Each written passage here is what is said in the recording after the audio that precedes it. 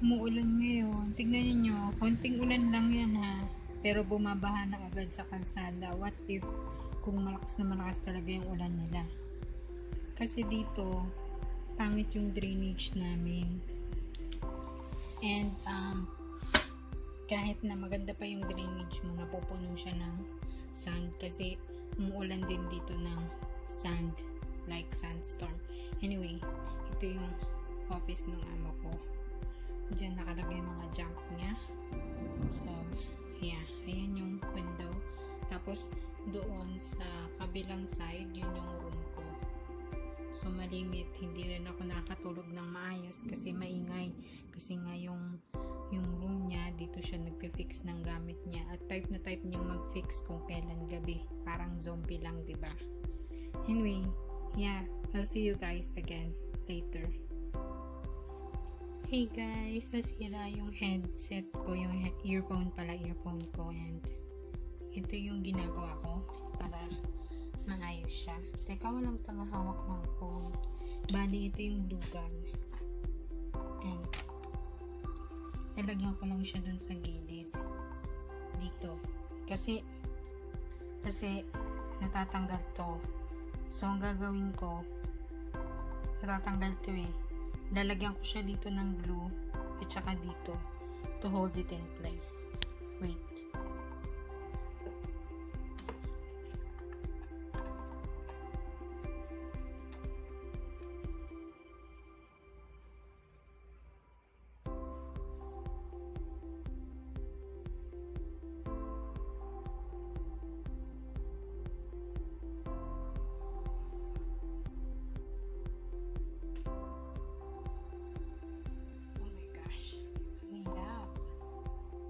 Kasing tagahawak.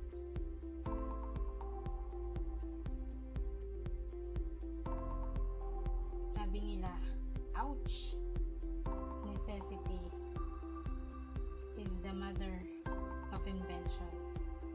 O di ayan. Ayan na yung invention mo. Okay. So, para matuyo siya kaagad, ang ginagawa ko, inaano ko siya ng tubig. Kulang dito.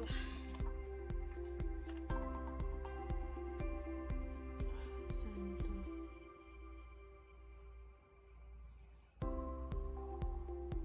Ang pangit. Para ma-shake mo siya kasi pangit eh. Ipasada mo siya sa tubig tapos ganun-ganunin mo. Wait. Ano ko muna siya sa tubig. So, pinasada ko na siya dun sa faucet. And ayan na siya. Hindi ko binasa yung buong earphone kasi meron siyang mic dyan, diba? So, dito ko na lang pinadaan yung tubig tapos dito para matuyo siya agad kasi mainit eh. And then, nakita ko may puwang dito. So, kailangan ko siyang dagdagan ng konti.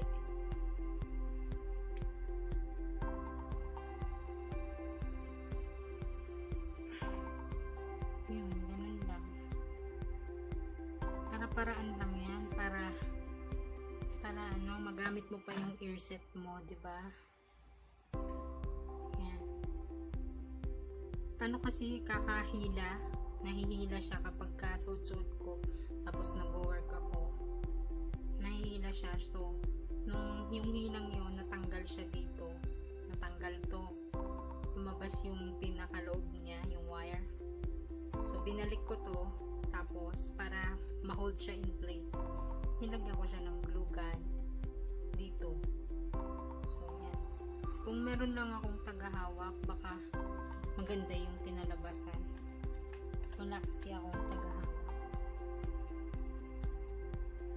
Lahat ng bata, lahat ng mga anak ng amo ko nasa kwarto nila. Nakakahiya naman sabihin, wait, tulungan mo nga ako. So, anyway, that's it. Guys, maghugas muna ako ng plato. Ayan na siya. Bye-bye. Hi guys, good morning. Ito yung almusal ko. Bale, ito yung rice kahapon. Nilagay ko sa fridge. Tapos ito yung almusal ko ngayon. Ininit ko siya. Nilagyan ko siya ng cucumber. Chinap ko yung cucumber. Tapos nagprito ko ng egg na may tuna. So yun yung pagkain ko. Bali tong kanin na to, kabsa ang tawag dito. Niluto siya sa tomato sauce at saka tomato juice. And hindi siya masyadong makulay. Kasi hindi tinapangan ng amo ko yung pagluto ng tomato sauce at tomato juice dun sa kanin. Pero yung iba, kapag nagluluto ng kabsa, talagang makikita mo kulay orange yung kanin. Tapos I have this choco milk. Ginawa ko, bali cocoa siya. Dinisolve ko sa mainit na tubig. Tapos may honey, nilagyan ko ng honey. And then low fat milk. Bawal sa akin yung full fat milk at saka yung kape. Bawal sa akin. Nagpapadami siya ng ulcer. Even though I'm taking acid suppressor, madalang ko siyang tinitake kasi yung acid suppressor, yung nagpapakunti ng acid sa tiyan mo, pati yung calcium sa katawan mo na de-derive niya as a side effect. Kaya minsan masakit yung likod ko o yung bandang balakang ko. Anyway, that's it. Kain tayo.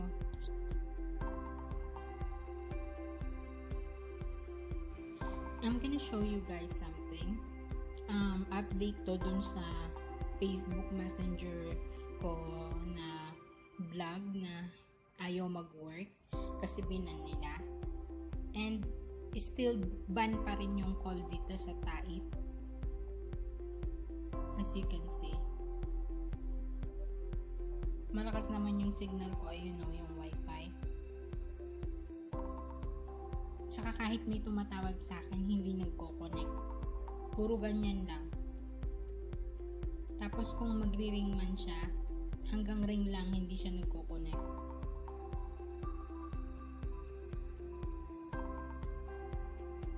Try natin sa Pilipinas.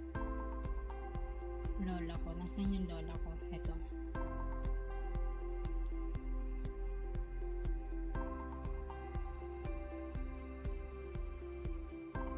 Oops. Wait. There's a call.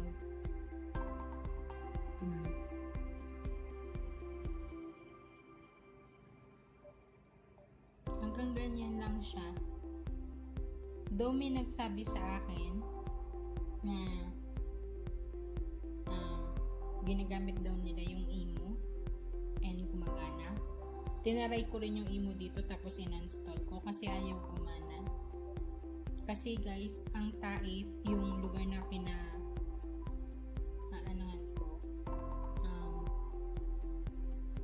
ayaw talaga mag-connect. Based to ng mga militar itong city na itong province na kinakalalagyan ko. So masyado silang mahigpit dito. As you can see, hindi na ako nagba-vlog sa labas kasi sabi nga ng amo ko, kahit wala silang official na sinasabi sa'yo na bawal, makikita mo na maraming nakalagay na bilog, tapos camera, tapos may X na ganon sa paligid. Kasi nga military province to, so lahat halos ng nakatira dito militar, so masyado silang strict sa privacy, kaya yun. So sabi ng amo ko, malamang sa ibang sakop ng KSA hindi naka-block ang messenger online calls, pero dito sa Taif naka-block kasi nga ayaw gumana. So yeah, kain tayo. Yun lang, share ko muna yan sa inyo na ayaw talaga niyan gumana. Marami akong calls dito. Ayan o. Ayan. Mga tumatawag sa akin. Hindi siya mag-connect. Kahit napindutin ko yung open, ayaw niya mag-connect. Kahit ako yung tumawag, ayaw mag-connect. So, ganun. Ban siya. Pero yung Facebook ko, gumagana. Nasaan yung Facebook ko? Ayan yung Facebook ko. Nakakapag-post pa nga ako eh. Ayan, Itbulaga. So, anyway, kain tayo guys. Kain muna ako.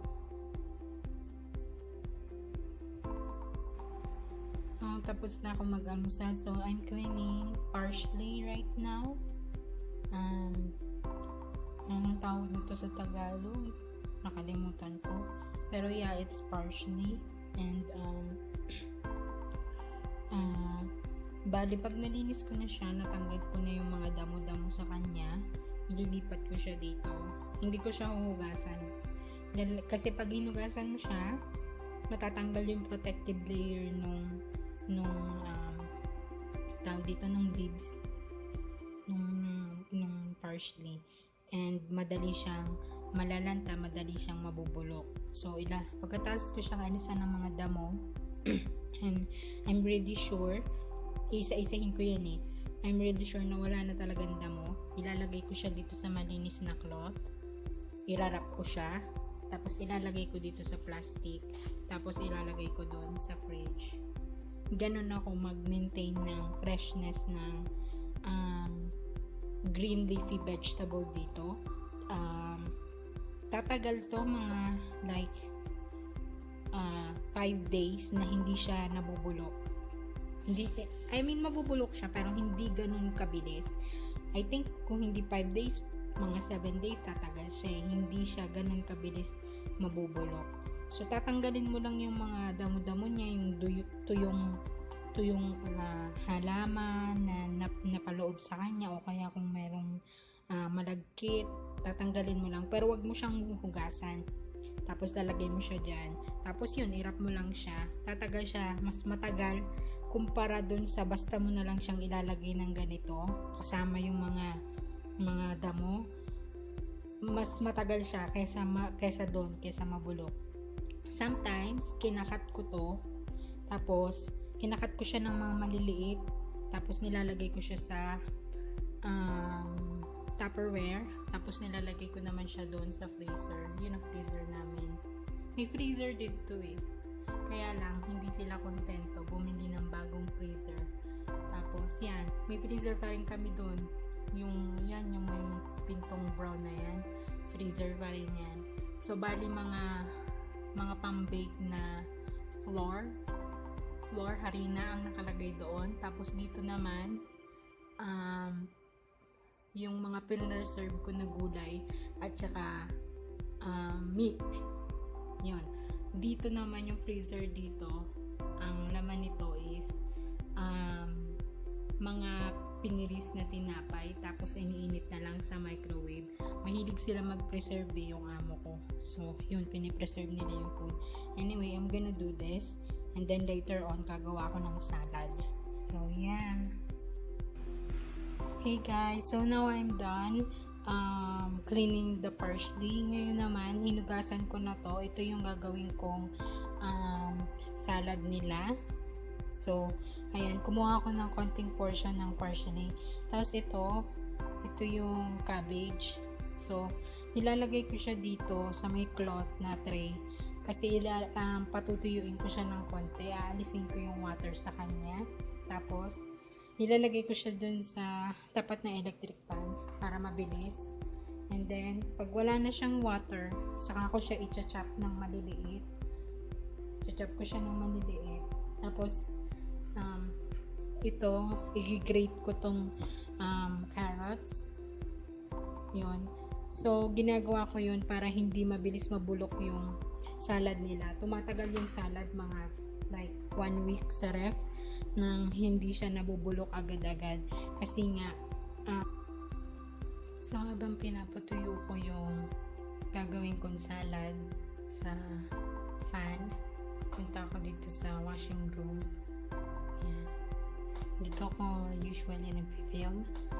And habang pinapatuyo ko siya, i-organize ko itong paplansyahin ko. Yes, magpaplansya na naman ako. So, bali, i-separate ko yung mahaba sa maliliit. Kasi pag nagplansya ako, inuuna ko yung maliit, tapos pahaba. So, yeah. I'm just gonna organize this. Hey guys, pahinga ko ngayon. Katatas ko lang linis ng aking mga banyo, char. And I wanna show you something. Ayan, masyadong maliwanag, nakakaloka. Yan. Sana. Oh my gosh, natanggal ko. Ina-add ako nung ex ko. Yung tatay ng anak ko. Isa na. Nawala. Ayun. Ina-add niya ako. Ayan. Ito yung best friend ko. Na hindi ko maintindihan kung best friend ko ba talaga. But then, ito yung ex ko. Ina-add niya ako. Ayan siya.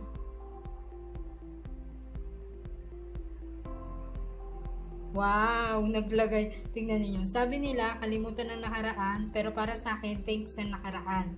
Dahil marami akong natutunan, nagising ako sa katotohanan. Nalaman ko ang aking kahinaan. Natuto. Ayun. Natuto akong lumaban at nagkaroon ng kalakasan. Salamat sa kahapong nagdaan na siyang nagpatatag sa akin sa kasalukuyan. Nek-nek mo. Dati wala siyang ganyan na cover eh. Nakita ko na yan. Wala lang akong pakialam. Ayan siya. Tapos yun yung name niya. Ayaw mag-focus ng camera. Ano ba?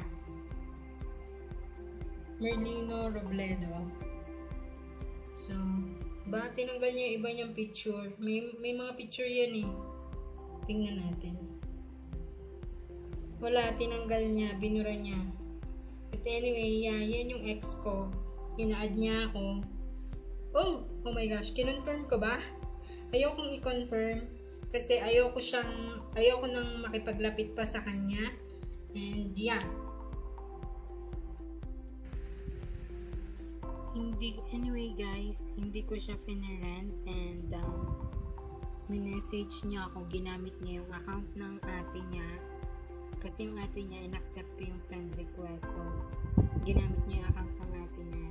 So ayan, minessage niya ako, sabi niya, ayun, sabi niya kasi sinend ko yung picture ng anak ko dun sa ate niya. So, siya yung sumagot. Ginamit niya yung account ng ate niya. Kasi hindi ko nga siya kinakausap. Sabi niya, hindi ko mabasa. Ayaw mag-focus. Ang laki na niya. Miss na si Kikay. Wali ang anak ko. Musta ka na dyan? Si Jim, regalo niya raw ngayon. Birthday niya. May lagnat nga siya ngayon eh. Tapos tinawagan niya ako. Hindi ko sinagot. Kasi hindi rin naman magko-connect kasi nga ban yung call dito. Tapos sabi ko, sensya na pero napagdesisyonan ko na pag-uwi ko na lang haharapin lahat ng issue sa anak ko sa'yo. Hindi ko tinanggap ang request mo. Gusto ko ng privacy sa Facebook ko. Malapit na akong umuwi. Nakaban ang online course dito sa Jeddah. Busy ako lalo at malapit nang matapos kontrata ko. Tapos nag-reply siya. Sabi niya, wala namang problema sa akin yun eh. Ang mahalaga sa mga anak mo na lang dahil miss ka na ng mga anak mo dito sa akin. Hindi ako nito mini-message dati. Mayabang to eh. Sabi ko, bukod sa trabaho ko, nag-YouTube pa ako. Sabi niya, ask ko lang sa'yo, wala na ba talaga akong karapatan sa anak kong si Kikay, Wally? Wala akong panahon sa drama mo, busy ako, sagot ko sa kanya. Yang karapatan na yan, pag-usapan natin pag-uwi ko. Sabi niya, iyabang mo naman, tinatanong ko lang.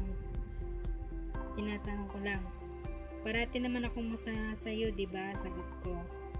Ako na mayabang, ako nang minumura, ako nang masama. Ikaw nang hindi mayabang, di wow. Sinabi ko sa'yo, busy ako. Tapos nag-reply siya, sabi niya, oo nga, sinabi mo nga busy ka pero hindi naman may nagdadrama. Nagtatanong lang naman may. Sensya ka na kung nabala kita, ingat palagi. Ingat sa pag-uwi, huwag mong kalimutan ha, yung pasalubong ko. Ang kapal mukha, diba? Hey guys, tapos na akong maglinis ng bahay, tsaka magplancha. Pahinga ko na. So mamaya babalik ulit ako para um, mag-round sa bahay kung meron pang dumi bago ako matulog. Ang oras is 9:21 na. Ito yung mga favorite kong impersonators. Papakita ko lang sa inyo. Favorite ko itong mga to eh. Wait. Nalakasan ko yung volume para marinig nyo. Ito si Nora, ito si Vilma, tas ito yung impersonator ni Chris. I don't know if you guys were aware of them, but they are really funny. Guess sila sa Arnold Tilapio. Wait. Oh my gosh.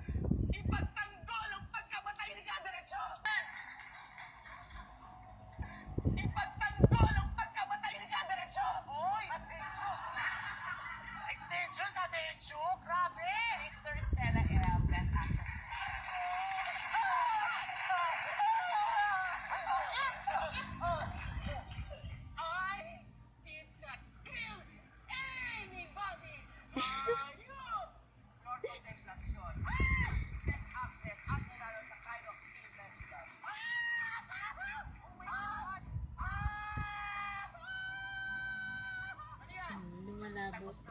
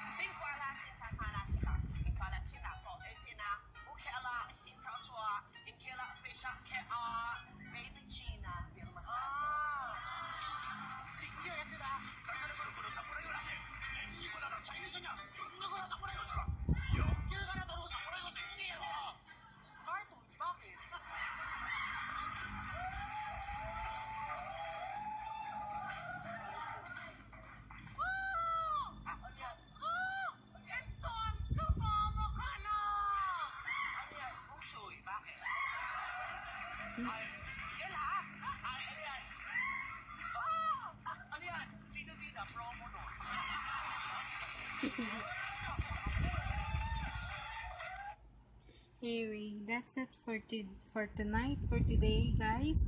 I will close this vlog right now, and I'll see you again on my next video. Thank you for watching. If you are not yet subscribed, please subscribe and hit the like button if you like my videos. Yeah, always take care. God bless. Bye. See you on my next vlog.